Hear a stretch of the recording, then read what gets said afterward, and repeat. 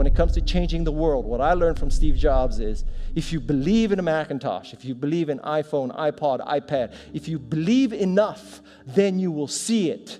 Because other people will believe in it. Other people will create software. Other people will create products. So you need to foster the belief in what you are dreaming so that it becomes a reality, which is very different than saying, I don't expect anybody to believe it until I see it. You need people to believe it before they can see it. Because when you're trying to differentiate, when you're trying to do something different, there's going to be that gut moment, that gut sense. Is this right? Is this not right? If you're not having doubt, you're not pushing the boundaries far enough. Don't necessarily think that you have to have the home run and the huge Apple computer on your first start. I spent a long time in my life with skills just building little devices for fun. For fun is one of the key things, because that drives you to think and think and think and make it better and better and better than you ever would if you're doing it for a company. Build things at first for yourself that you would want. Constantly seek criticism. Yeah. A well thought out critique of whatever you're doing is as valuable as gold. And you should seek that from everyone you can, but particularly your friends. You want an idea about what you can say. I know it sounds like a bad idea, but here's specifically why it's actually a great one. You want to sound crazy, but you want to actually be right. Don't think about how do I get big fast. That will happen if you actually build something super meaningful and super important. So don't think about, what is the quickest way to success? Think about what is the best way to building something important that the world really needs. One way to conceptualize what makes a good product is, good engineering is part of it, good design is part of it, but really it's, one way I think about it is, at least, is maximizing the probability that someone shows up at the front door of, your store or your website or whatever it is and ends up with a solved problem. But what you really need to do is think about what is the smallest possible test that I can run for this idea, for this concept, for this theory, get it out there and get customers using it. Because your customers are going to be the ones to tell you if it's really working or not. A lot of people come to me and they say, well, I want to be an entrepreneur. And I go, oh, that's great. What's your idea? And they go, well, I don't have one yet. And I say, well, I think you should go get a job as a busboy or something until you find something you're really passionate about, because it's a lot of work. And I'm convinced that about half of what separates the successful entrepreneurs from the non-successful ones is pure perseverance. It is so hard. You pour so much of your life into this thing, and there are such rough moments in time that most people give up. I don't blame them. I mean, it's really tough, and it consumes your life. I mean, if you've got a family and you're in the early days of a company, I can't imagine how one could do it. I'm sure it's been done, but it's rough. I mean, because it's pretty much an 18-hour-a-day job, 7 days a week for a while. So unless you have a lot of passion about this, you're going to not survive. You're going to give it up. So you got to have an idea or a problem or a wrong that you want to right that you're passionate about. Otherwise, you're not going to have the perseverance to stick it through. And I think that's half the battle right there. It's hard to remember how bad it was, in early 80s, with IBM taking over the world with the PC, with DOS out there. It was far worse than the Apple II. And they tried to copy the Apple II, and they'd done a pretty bad job, and you needed to know a lot. And so things were kind of slipping backwards. And Macintosh was, you saw the 1984 commercial. I hope you have that in your archives. Macintosh was basically this relatively small company, in Cupertino, California, taking on the Goliath, IBM, and saying, wait a minute, your way is wrong. This is not the way we want computers to go. This is not the legacy we want to leave. This is not what we want our kids to be learning. This is wrong, and we are going to show you the right way to do it. And here it is. It's called Macintosh, and this is so much better that it's going to beat you. And we are going to do it. And that's what Apple stood for. And if you're really trying to achieve something, then sort of say, hey, here's my vision. And I like to say, be obstinate about your vision, but be really flexible about your tactics. What does that mean? It's sort of like think big, act small. What that means is it's important to have a vision of where you're trying to go. How you get there is a series of experiments. Now, you can call them failures when they don't work, but they're learning experiments where you try things, see what works, try the next thing. There are no justified resentments. And this is a very difficult principle for many people to get, but one that I believe very strongly in. I was in a group one time of drug addicts and alcoholics. And I was one of the people that was a sponsor and leading this group. And the sign on the wall said, "There are no justified resentments in this group." And what I said to that group that night was, no matter what anybody says to you here, no matter what kind of anger comes directed towards you, no matter how much hate you may encounter showing up in your life, there are no justified resentments.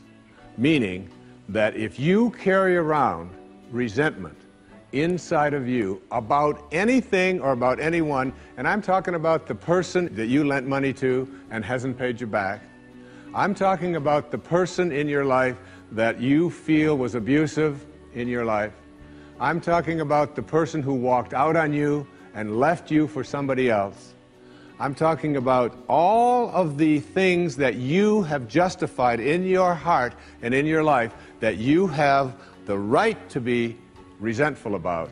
And I'm suggesting to you that those resentments will always end up harming you and creating in you a sense of despair. I've often said that no one ever dies from a snake bite.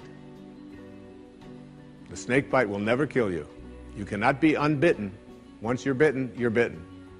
But it's the venom that continues to pour through your system after the bite that will end up destroying you. What are you going to do when you wake up and you feel lost? You feel less than. You feel a sense of either depression or despair and no direction.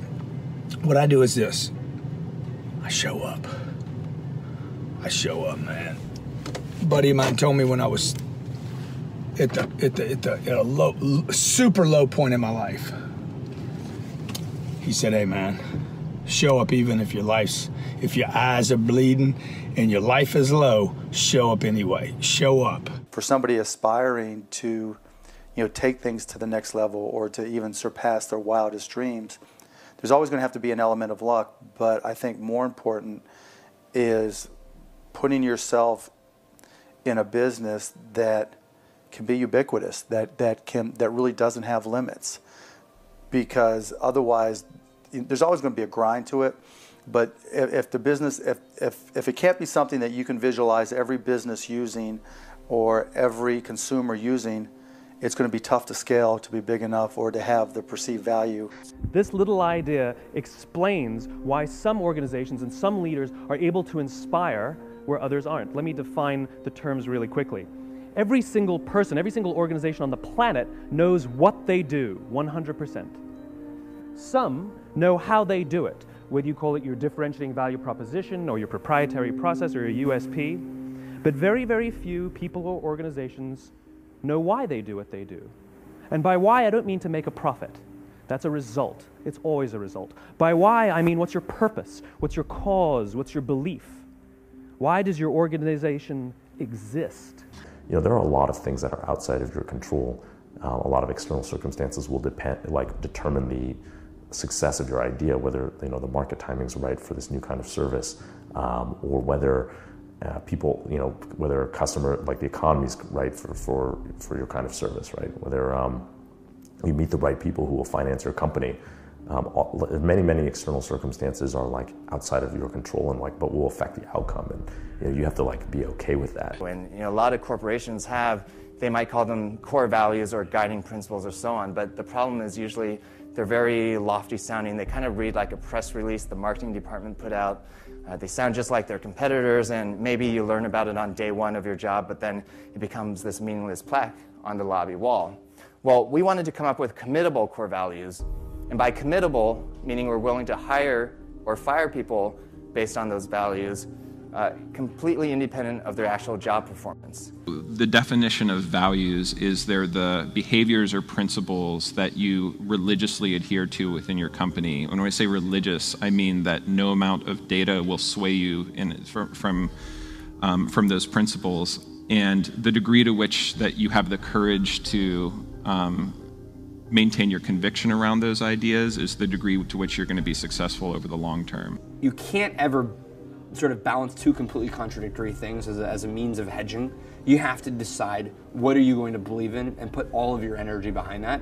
And those are the kinds of strategic decisions and trade-offs that you make every day as an entrepreneur.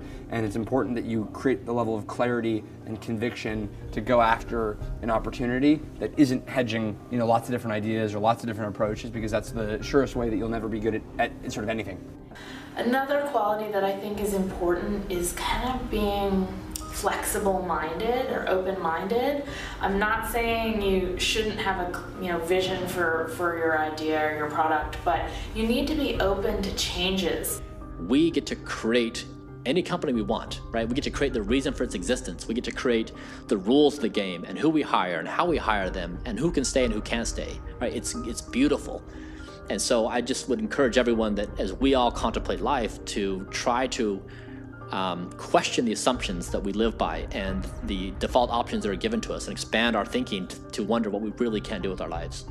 So when we see a kid with a lemonade stand, it's different than when we see a vending machine selling lemonade, even if it's exactly the same product, because the story around it is what people are paying for. So when I meet small business people, all I ask them is not what's their balance sheet, but what's their story. Why should I pick you? Why do I care about what you're doing? And if you start giving me all this inside baseball statistics about why you're 2% better than some other competitor, I'm already glazed over, because that's not part of the way I see the world. I knew I was wired to be excited about business. How or why, I don't know. But, and there's certain guys that have the genetics to jump out of the gym, right? There's certain guys, that, when they golf, they have the muscle memory and the discipline. Dirk Nowitzki may not be the most talented guy in the NBA, but his discipline and his focus to do what's necessary to be successful, he's willing to do, and combine it with being 7 feet tall and being skilled, it makes him an amazing basketball player. So it's understanding what your skill set is, finding the right place to use those skills, and then going for it. Will that make you 250 grand? It depends if you pick the right industry. But whatever industry you pick, if you outwork everybody, if you try to be a little smarter than everybody, if you try to be a better salesperson than everybody, if you try to be better prepared than everybody, you've got your best chance. Because if you don't do it and somebody else does, I have the saying, work like someone's trying to take it all away from you. I actually work like someone's spending 24 hours, working 24 hours to take it all away from you. And that's kind of the way I look at it.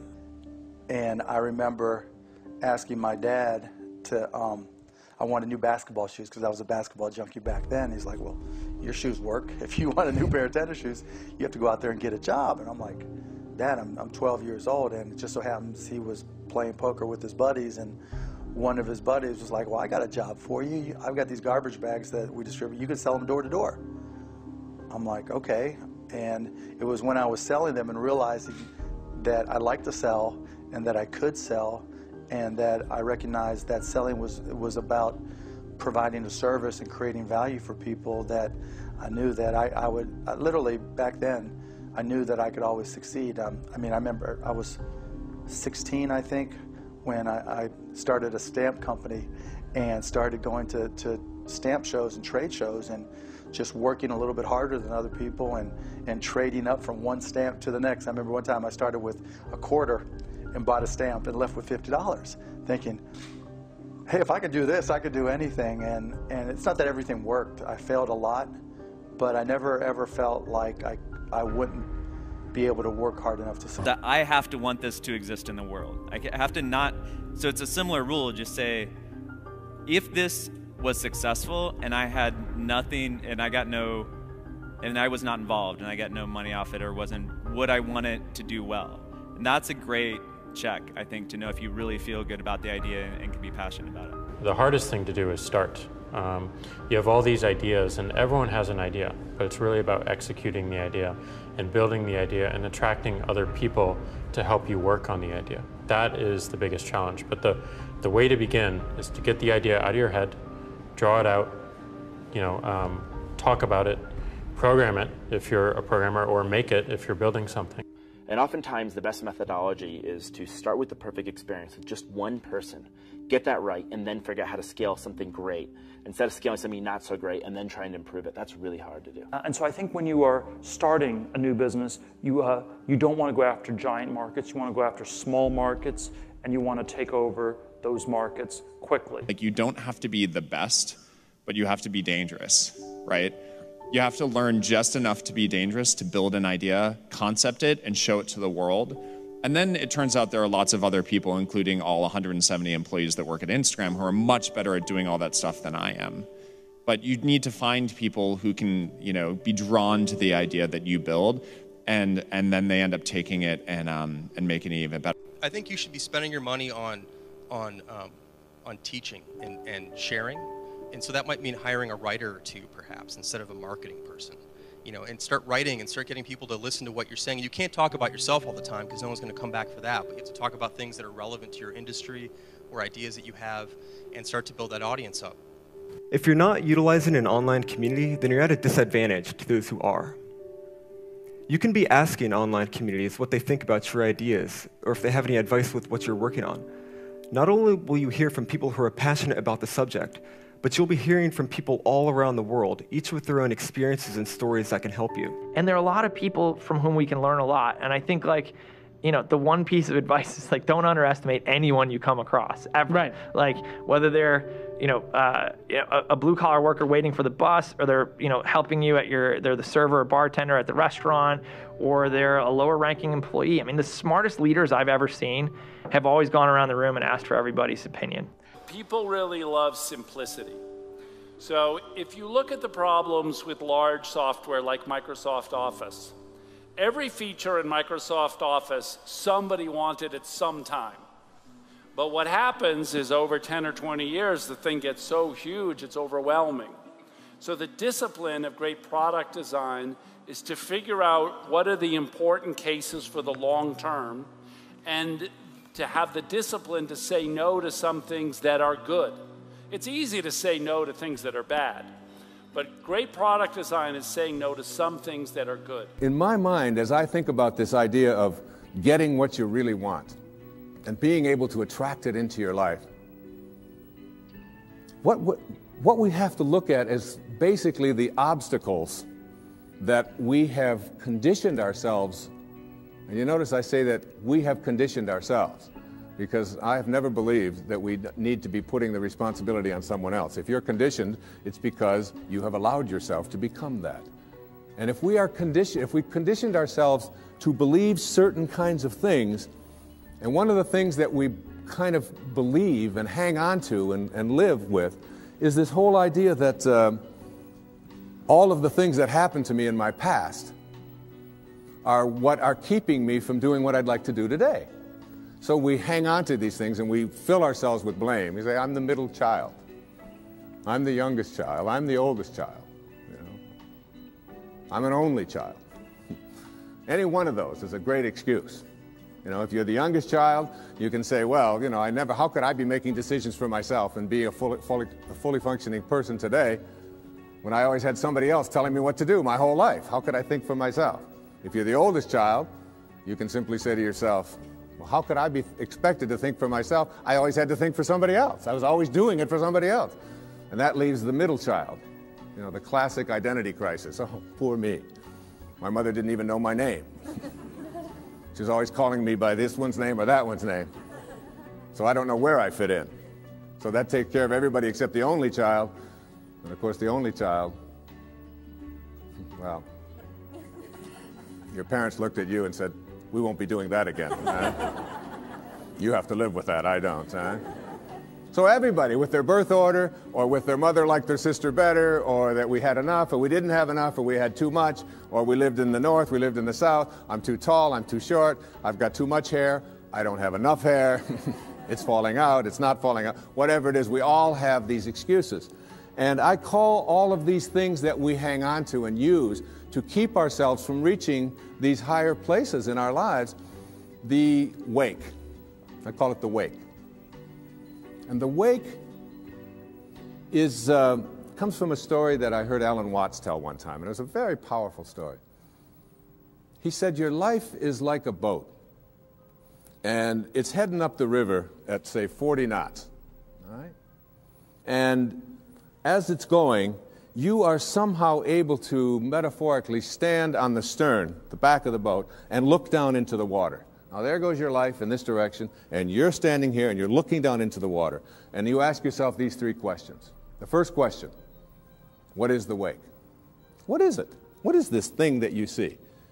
And the answer, the wake is the trail that is left behind. That's what it is. Nothing more, nothing less. It's the trail that is left behind. Second question to ask yourself in this little metaphor, what's driving the boat? What's making this thing go in this direction?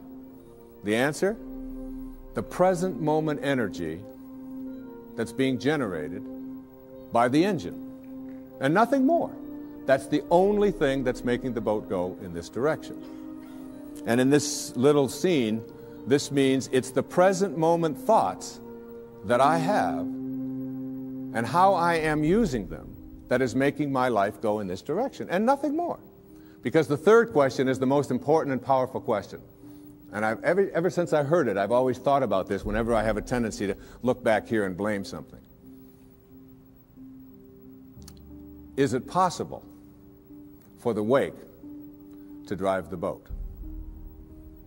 That is, can a trail that is left behind make a boat go in this direction? And of course the answer to that is no, it can't. It's just a trail that is left behind. And in that trail, there are an enormous number of things, and every one of us has a wake. And we have a whole lot of stuff in it. And one of the problems that we have is that we have a tendency to look at the wake and all of the stuff that's in it to explain why it is my life isn't working the way I would like it to work. How do you think about making a decision when everyone tells you this is a crazy idea? Or where do you get the internal strength to do that? Well, first of all, I'd say I actually think I feel fear quite strongly. So it's not as though I just have the absence of fear. I feel it quite strongly. But there are just times when something is important enough, you believe in it enough, that you do it in spite of the fear. So speaking of important things, like people shouldn't think people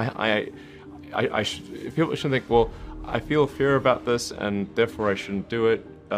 It's normal to feel fear. Like you'd have to be something mentally wrong if you didn't feel fear. So you just feel it and let the importance of it drive you to do it anyway. Yeah, actually something that can be helpful is fatalism, to some degree. If you just accept the probabilities, then that diminishes fear. When starting SpaceX, I thought the odds of success were less than 10%, and I just accepted that actually probably I would just lose everything. But that maybe would make some progress if we could just move the ball forward. Even if we died, maybe some other company could pick up the baton and keep moving it forward, so that would still do some good. Yeah, same with Tesla. I thought the odds of a car company succeeding were extremely low. I do think that one thing that's important is, especially if you're a founder or a technical founder, is to realize that you can't do everything, and even if you can, you shouldn't. Values are who you are, right? You don't have personal values, professional values. It's really what you stand for. And again, there's no black and white answer here. There's no right or wrong value. But if you're building a team or building an organization, you want to understand your identity. And then it mostly impacts hiring. It impacts the way that you decide to add people to your team. Otherwise, you can become very, very split in terms of what your mission is. So there are a number of decisions that we make every day. And on a product side, there are a billion different features that we could make. So the hard part is really choosing which ones to focus on, which ones to build, and you only have a finite number that you can't actually execute on. So for us, a lot of it is just listening to the community and more importantly, understanding what features they're asking for, but why are they asking for these specific things? What's the root problem they're trying to solve or goal that they're trying to achieve. And a lot of that is based on actual behavior. So not just what they say, but what they do. You should find a great partner no matter what it is that you're doing. And you should look for someone who is very high intelligence, very high energy, and very high integrity. And you need all three of those. You can't compromise on any one of them. Otherwise, you'll end up with either someone who's not smart, which does you no good, or someone who's not hardworking, which also does you no good, or the worst case is you end up with a smart, hardworking crook who ends up working against your interests. And integrity is something that takes a lot of time spent with someone to figure out. Generally speaking, you should resist the temptation of adding too many features.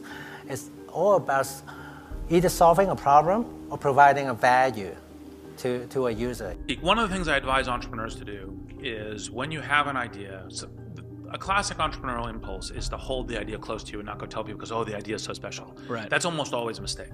Go talk to Why is that a mistake? Yeah. It's a mistake because your actual real competitive advantage is not that you have this idea that you have locked away in your closet, which may or may not be accurate and you have no idea which it is. Your actual competitive advantage is if you're assembling the intelligence around, does this idea work? What is the right team? What is the right learnings? And we're essentially in motion. Most startups that fail do it ultimately because they did not make something that people wanted. They made something that, that they thought people would want, but they were either in denial about it, whether it was actually any good, or somebody else came along and made something that people wanted even more. Everybody thought we were crazy. We probably were crazy, but having a dream like that resonates with people, changing the world, achieving something big, it turns out that's what pulls you through the hard times. Every company has hard times. Every company has setbacks, and it's having that mountain in the distance that you're trying to scale, that is what gets everybody through. So I kind of like half jokingly with a lot of people say that, my job is basically like to be the assistant for the rest of the company. Like my job is to make sure that like you have what you need, that it's and basically you have everything you need to kick ass. Like that's my job. If you don't have that, then let me know because I'm not doing my job. And what do leaders look like? First and foremost, leaders always have a herd. People always like following leaders. Maybe it's their charisma, maybe it's their personality, maybe it's because they're so in belief of what they say that you have the ability to convince people to buy into your vision, not just for a paycheck. It's something more than that. Because great leaders, they don't only have a herd, they fight for their herd, and the herd knows that. That's your job as entrepreneurs. These are not employees that do your bidding. These are partners that you should bring into your space. And you should be treated like that. And they should be treated like that, with respect and with dignity. So many things go wrong when you're starting a company. And often I think people ask, what mistakes should you avoid making? And my answer to that question is don't even bother trying to avoid mistakes because you're going to make tons of mistakes, right? And the important thing is actually learning quickly from whatever mistakes you make and not giving up. Right, and I mean, there are things every single year of Facebook's existence that could have killed us or made it so that it just seemed like moving forward and making a lot of progress just seemed intractable, but you just kind of bounce back and you learn, and nothing is impossible. You just have to kind of keep running through the walls. And so it's not just about doing focus groups, it's not just about double checking your vision, it really is about integrating this concept of testing our ideas rigorously throughout the product development process, throughout the marketing process, even as we scale up. The most important thing when you're working with people early is that you guys line up on what your goals are. That sounds really basic, but you can totally, it can be fine. You can want to build a small business that makes money and you don't have to go to an office every day. Or you can want to build a huge company. You can want to build Google, but I think you have to be really, really aligned on that. And I found, even with myself, that it's really hard to do a minimum viable product that's minimum, that you're constantly thinking, no, it really has to have this other partner, it really has to have this. And then you overbuild, and then you have to unbuild and debuild, which is very disappointing. So doing a minimum viable product is really important, and it's even more minimum than you think it is. So today you should think, okay, my co-founders, do we cover a lot of surface area? Do we have different skill sets? And is it somebody that I trust fundamentally? And those are really, really, really important questions to ask yourself, because if so, then you have a really strong foundation to go forward. You have to decide if you're going to be a slow growth company or a get big fast company, because anytime you try to straddle those two lines, painful things happen to you. If you're going to start your own thing, maybe you have a grand vision of like all the different features it's going to have and all the different, revenue lines you're going to do, and keep that vision, but do one piece of that first and do it really, really, really well. It's so much better to do a few things well than many things poorly. What this all comes down to is doing something exceptional for your users, whether it's in community, whether it's in connection, or whether it's in design. This is our big advantage as a startup, is that we can actually get away with doing this. We can make this the core part of why we're doing business. And can't stress this enough. Choosing your partners has got to be maybe the most important decision you'll ever make.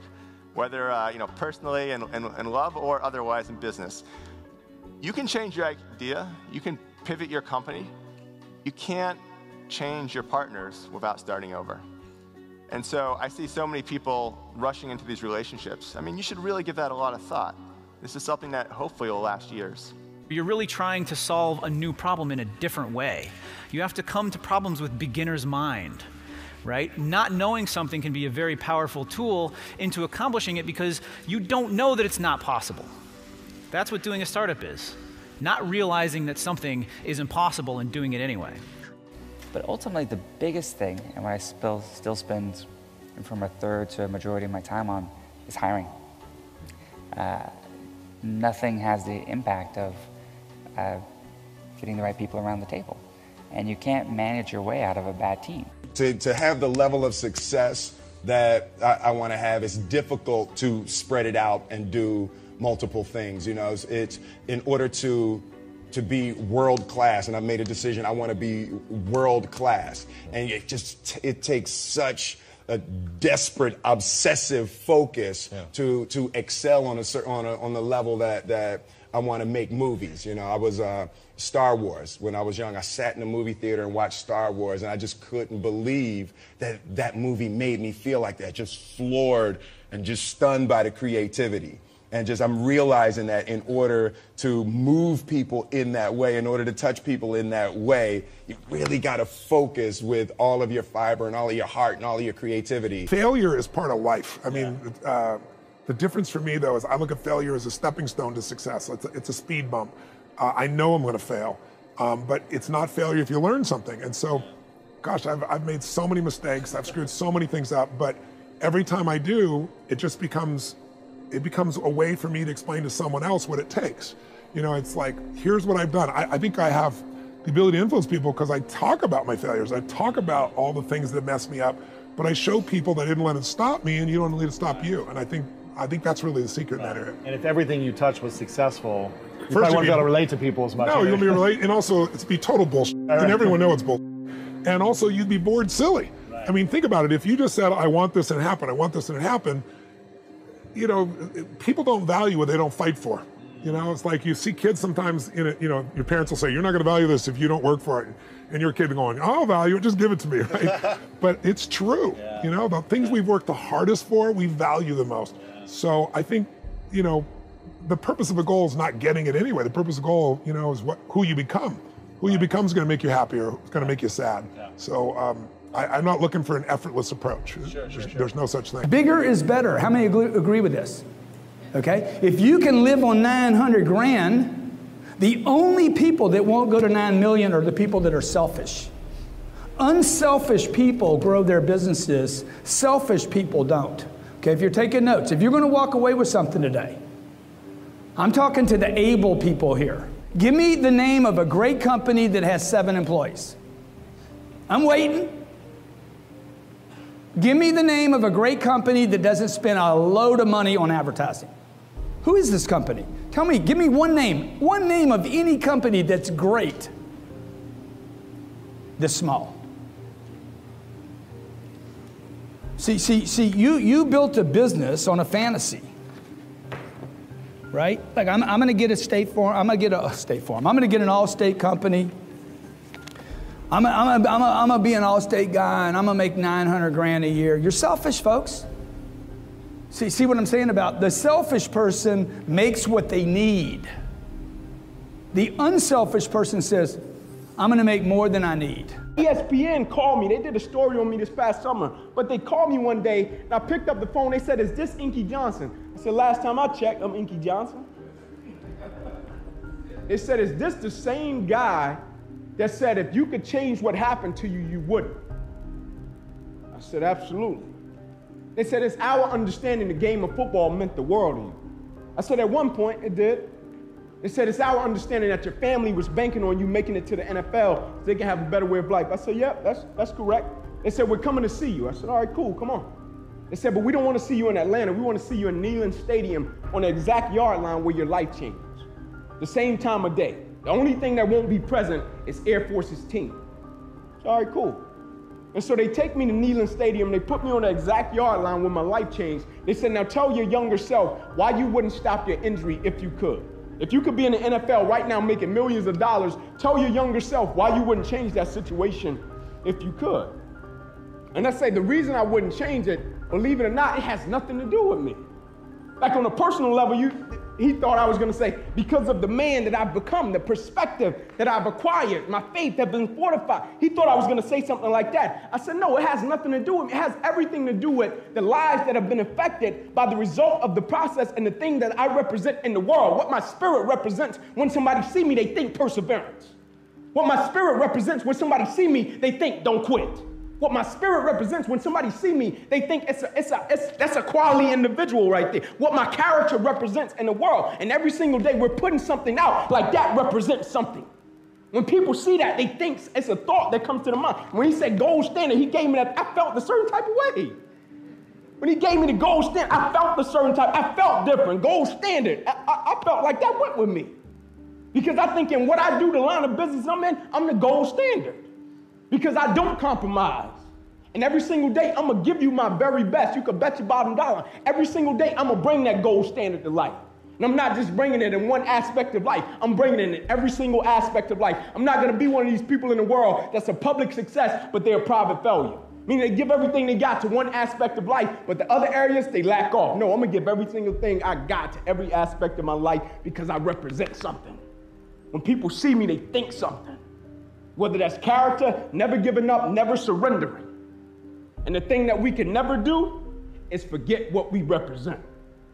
Because that's how guys end up under a bridge on a cardboard box asleep. They forget what they represent when life hits them with adversity. My only charge for you, never forget what you represent. I spoke at an education summit for Microsoft. I also spoke at an education summit for Apple. At the education summit for Microsoft, I would say that 70% of the executives spent about 70% of their presentations talking about how to beat Apple. At the Apple Education Summit, 100% of the executives spent 100% of their presentations talking about how to help teachers teach and how to help students learn. One is playing this way, and one is playing that way. One is playing finite, and the other one is playing infinite. Guess which one gets frustrated. So at the end of my talk at Microsoft, they gave me a gift. They gave me the new Zune when it was a thing. And let me tell you, this thing was spectacular. It was the most elegant piece of technology I'd ever used. The user interface was incredible. The design was spectacular. I absolutely loved it. It was easy to use, and it was bright and gorgeous and fantastic. It didn't work on iTunes, which is a different problem, so I couldn't use it, but it was amazing. And elegant. My God, it was elegant. So I'm sitting in the back of a taxi with a very senior Apple executive, sort of employee number 12 kind of guy. And, you know, I like to stir pots. So I turned to him, I said, you know, Microsoft gave me their new Zune, and it is so much better than your iPod Touch. And he turned to me and he said, I have no doubt. Conversation over.